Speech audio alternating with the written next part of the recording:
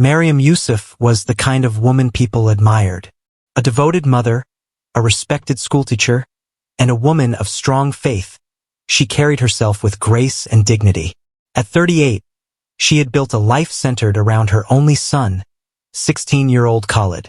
To those in their Lagos neighborhood, Maryam was the ideal mother, strict but loving, ensuring Khalid grew up disciplined and well-mannered. She attended Friday prayers regularly, always dressed modestly, and frequently spoke about morality and tradition. She had raised Khalid alone since the sudden death of her husband, Ibrahim, 5 years earlier. The tragedy had been devastating, but Maryam had persevered, determined to give Khalid a good life. Khalid was a bright and ambitious boy. He excelled in school, especially in science and mathematics, and dreamed of studying abroad one day. His teachers often praised him for his intelligence, and his friends admired his easygoing nature. He was well-liked, the kind of son any mother would be proud of. But beneath Maryam's perfect image, she hid a secret, a dangerous one. For over a year, she had been in a secret relationship with a woman named Adana, a businesswoman in her early 40s. Adana was confident, independent, and charismatic. She and Maryam had met at a teachers' conference, and their connection had been instant. What started as casual conversations turned into deep, intimate feelings, something Maryam had never experienced before, even in her marriage. But in Nigeria, such a relationship was not just frowned upon. It was illegal. The risks were enormous. If anyone found out, Maryam could lose her job, be shunned by her community, and even face legal consequences. That fear kept her cautious, forcing her to live a double life. Whenever Adana visited, it was always in secrecy. They met only when Khalid was away at school or visiting friends. Maryam was careful, locking doors, closing curtains, and ensuring no one suspected anything. But no matter how careful she was, secrets had a way of unraveling. And soon, hers would come crashing down in the most tragic way possible. It was a humid Friday evening, the kind that made the air thick and heavy in Lagos. Maryam had planned everything carefully. Khalid had gone to visit his best friend, Sadiq, and wasn't expected back until late. This was one of the rare nights she could be with Adana without the constant fear of being caught. The house was dimly lit, the scent of burning incense filling the air. Maryam and Adana sat close together on the couch, their laughter soft and intimate. It was these stolen moments that made all the secrecy worth it. But then the front door creaked open. Maryam's blood ran cold. Khalid stood in the doorway, his school bag slung over one shoulder, his face frozen in shock. He had come home early, something neither Maryam nor Adana had expected. His wide, disbelieving eyes moved from his mother to Adana. The way they were sitting, the closeness between them, it told him everything. Silence. Then, Khalid dropped his bag on the floor with a thud. "Mama, what is this?" His voice was barely above a whisper, but the weight of his words felt like a slap. Maryam's throat went dry. She struggled to find words, but nothing came. Adana instinctively pulled away, sensing the danger of the situation. Khalid took a step back.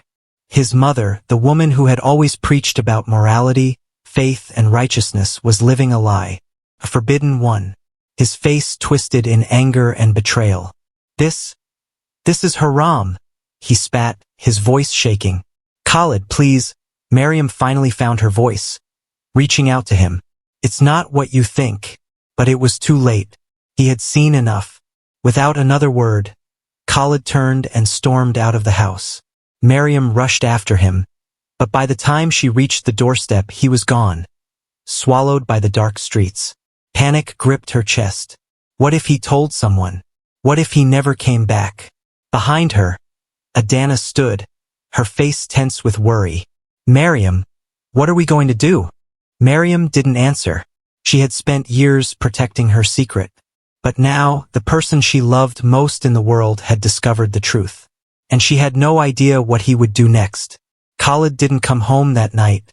Maryam barely slept, pacing the house, her stomach twisted in knots. Every passing hour without a sign of him deepened her panic. Where had he gone? Who was he with? Had he already told someone? By morning, she found him sitting on the front steps, his school bag beside him. His face was hardened, his eyes distant. He looked like a stranger. Miriam exhaled in relief and rushed to him. Khalid, where have you been? You scared me. Khalid didn't respond immediately. He stood up and brushed past her into the house, dropping his bag on the floor. Miriam followed him, her heartbeat loud in her ears. Talk to me, Khalid. He turned around sharply, his face filled with fury. What do you want me to say, Mama? That I'm okay with this? That I didn't see what I saw? His voice was sharp, accusing. Miriam swallowed hard. I never meant for you to find out this way. You weren't supposed to find out at all, right? He shot back. That's why you've been sneaking around. Lying to me. Lying to everyone. Miriam stepped closer, trying to reach him. Khalid, listen to me. This doesn't change who I am. I am still your mother. The same person who has always loved you. Khalid let out a bitter laugh. No, you're not the same. You're a liar. You're a hypocrite. His eyes burned with hurt. You talk about faith, about being righteous. But look at you. If people knew the truth, they'd never respect you again. Miriam flinched at his words. She had feared this reaction, but hearing it from her own son crushed her. I can explain. You can't explain this. Khalid interrupted. Do you even know what could happen if people find out? You could go to prison, Mama. You could be killed.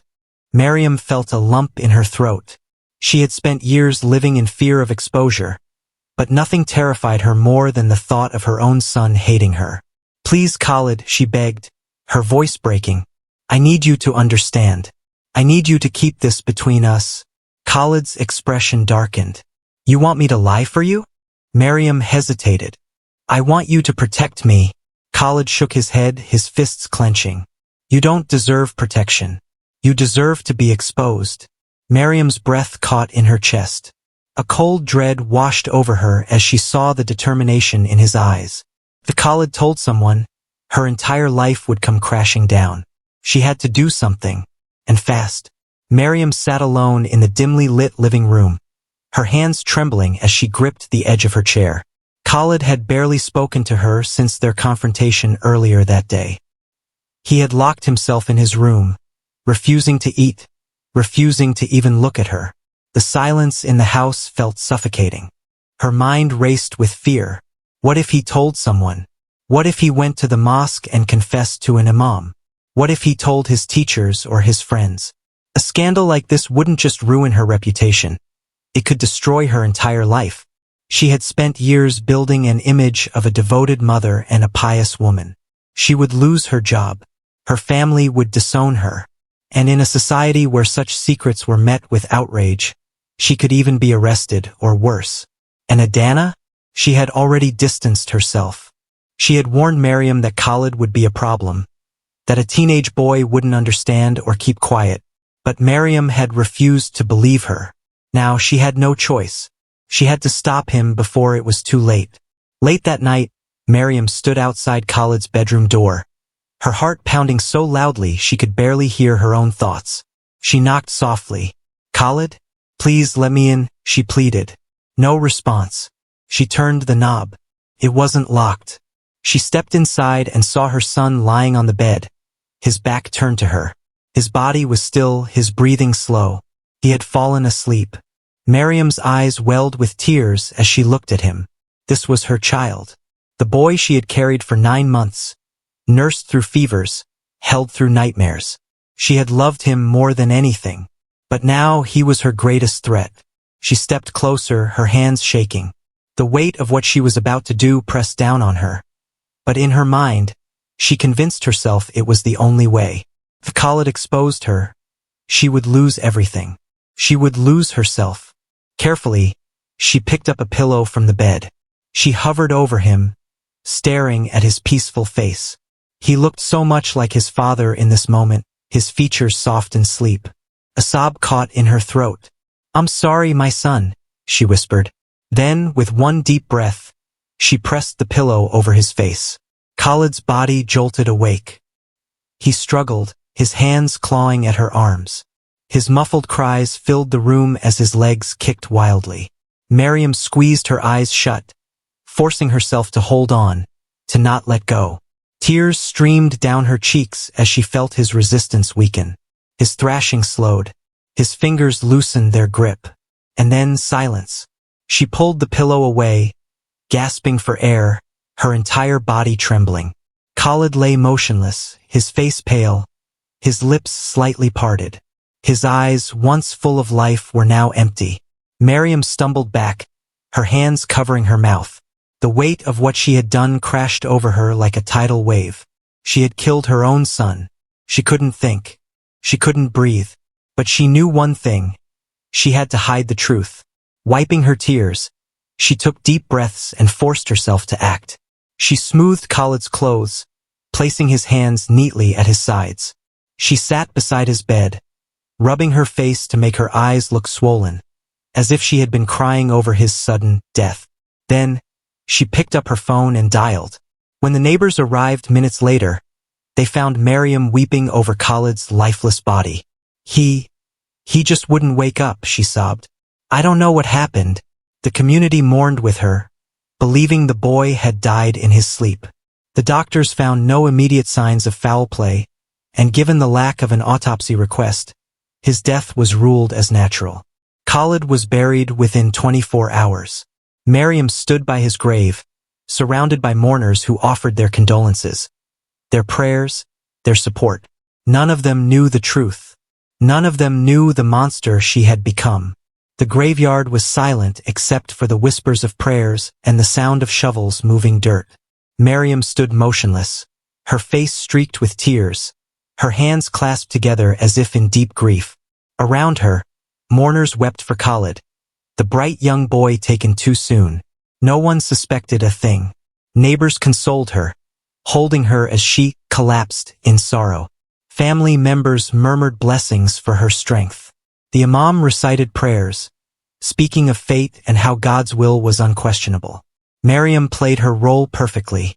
She was the grieving mother, the woman who had lost her only son in his sleep. No one questioned why she didn't demand an autopsy. No one noticed how tightly she clenched her hands to stop them from shaking. But the real test wasn't the burial. It was what came after. The first person to show suspicion was Sadiq, Khalid's best friend.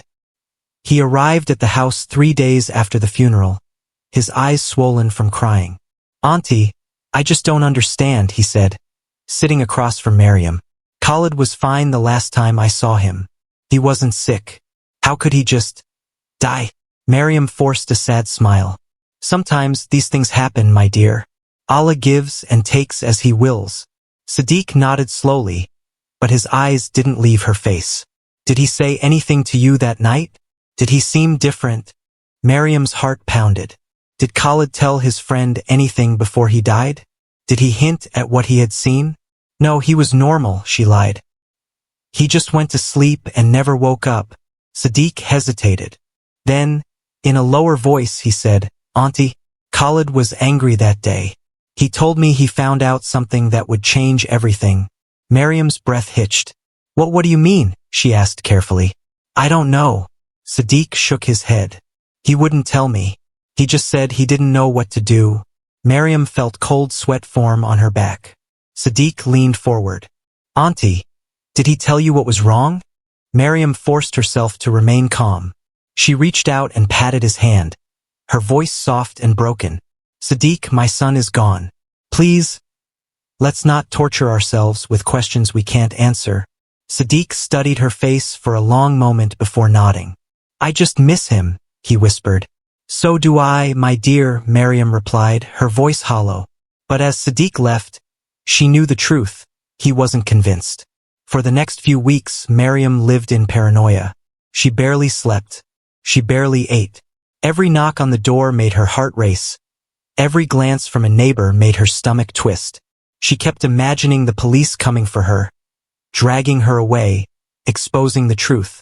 And Adana, she had disappeared.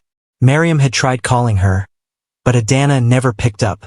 She had sent messages, pleading, panicking, but there was no response. Did Adana regret everything? Did she feel guilty? Or worse, did she plan to confess? Miriam's paranoia grew into obsession. She started checking the news, waiting for any mention of Khalid's death being reopened. She listened carefully in the market, at the mosque, in school, trying to hear if anyone suspected her. But for now, the secret was safe. Still, she knew one thing for certain. Secrets never stayed buried forever. And hers was a ticking time bomb. Miriam had convinced herself that she was safe. Weeks passed, then months, and no one questioned Khalid's death beyond whispers of how sudden and tragic it was. The fear that had gripped her began to fade, until the night everything came crashing down. It was late when the knock came. Miriam had been lying in bed, staring at the ceiling, when the sharp rap on her door jolted her upright. Her heart pounded. Who would visit at this hour? She hesitated before rising, wrapping a shawl around her shoulders, and moving cautiously to the door. When she opened it, her breath caught in her throat. It was Adana. She looked different, her eyes hollow, her face tense. But what sent a wave of terror through Miriam was the expression she wore. It wasn't sadness. It was anger. "We need to talk," Adana said, stepping inside without waiting for an invitation. Miriam closed the door, her fingers trembling. "Adana, where have you been? I tried calling you. You killed him, didn't you?" Adana's voice was ice cold. Miriam froze. The room suddenly felt smaller, suffocating. She opened her mouth to deny it, to say something, anything, but no words came out. Adana scoffed. "I knew you were desperate, Miriam, but I never thought you'd kill your own son." Tears welled up in Miriam's eyes. "I didn't have a choice." Adana's jaw clenched. "Yes, you did. You could have talked to him. You could have let him go. But instead, you smothered your own child to protect yourself." Miriam shook her head violently. "No, you don't understand. If he had told anyone..." "So what?" Adana snapped. "You were scared, so you murdered him?" Miriam's breath came in shallow gasps. She had spent so much time justifying what she had done that hearing it said out loud, like this, made her stomach churn. Adana stepped closer, her voice lower now. "I couldn't sleep, Miriam. I kept thinking about him. I kept seeing his face. And then I heard rumors. Sadiq has been asking questions. People are starting to wonder." Miriam's hands clenched into fists. "No one knows anything." "Not yet," Adana said. "But they will." Miriam's chest tightened. "What are you saying?" Adana exhaled, crossing her arms. "I can't live with this. And I won't protect you." Miriam's eyes widened. "You wouldn't." Adana stared at her for a long moment. Then she whispered, "I already have." A chill ran down Miriam's spine. What do you mean?" Adana swallowed hard. "I went to the police." Miriam felt the room tilt. The walls seemed to close in, the air thick and suffocating. "No," she whispered. "I didn't tell them everything," Adana said. "But I told them that Khalid's death wasn't natural. That they should take another look." Miriam's breathing became ragged. "Adana, do you realize what you've done?" "Yes." Adana's voice was steady. "I did what you should have done from the beginning. I told the truth." Miriam staggered back, gripping the wall for support. It was over. Her darkest secret was about to be exposed. The morning sun cast long shadows over Miriam's house. But inside, darkness consumed her. She sat in her living room, motionless, her hands tightly clasped together as she waited. It was only a matter of time now. She had barely slept since Adana's visit. Every knock on the door, every passing car made her heart lurch with panic. She had considered running, packing a bag and disappearing into another city. But where would she go? Who would take her in? She was trapped. Then it happened. A loud knock shattered the silence. Miriam's breath hitched. She didn't move. Maybe if she stayed still, they would go away. But then, another knock, louder this time. And a voice. "Miriam Hassan, this is the police. Open the door." Her body felt detached from her mind as she stood up, her legs wobbling beneath her. She opened the door slowly, and there they were. Two officers in uniform, their expressions unreadable. Behind them, a small crowd of curious neighbors had gathered, whispering among themselves. "Madam," one of the officers said, his tone firm but calm. "We have a warrant to take you in for questioning regarding the death of your son, Khalid Hassan." The world around Miriam seemed to spin. She shook her head, her voice weak. "No, it was a mistake. He just died in his sleep." The officer's expression remained neutral. "Please come with us." She wanted to beg. She wanted to scream. But she knew it was useless. As the officers placed cold metal handcuffs around her wrists, she heard gasps from the crowd. The shame burned through her like fire. And then, from the corner of her eye, she saw her. Adana stood at a distance, her arms crossed, her face unreadable. She didn't look away. She didn't flinch. She had been the one to end it all. Miriam's lips trembled. "How could you?" Adana didn't reply. As the officers led Miriam away, the whispers from the crowd grew louder. Neighbors who once greeted her with respect now stared in shock and disgust. She had spent her whole life building a reputation. And now, in an instant, it was gone. The investigation moved quickly. The police exhumed Khalid's body, and an autopsy revealed what had truly happened. The bruising around his face, the signs of suffocation, the undeniable proof of murder. Miriam sat in the courtroom, her hands gripping the edges of the defendant's table. She barely heard the prosecutor's words, barely registered the evidence presented against her. But she felt the weight of Adana's testimony. Adana took the stand, her voice steady as she told the court about the night Khalid died, about Miriam's fear of being exposed, about her desperate confession. Miriam stared at her, eyes filled with betrayal, but Adana never looked at her. The jury deliberated for only 2 hours before returning with a verdict. Guilty. As the judge's voice echoed through the courtroom, Miriam's body went limp. Life imprisonment. Her world was over. As she was escorted out of the courtroom, she saw Adana one last time. For a moment, their eyes met. Miriam searched for regret in Adana's face, for hesitation, for any sign that she still cared. But all she saw was sorrow. And then, just like that, Adana turned and walked away, disappearing into the crowd. Miriam closed her eyes, allowing herself to be led away. Her judgment day had come, and there was no escaping it.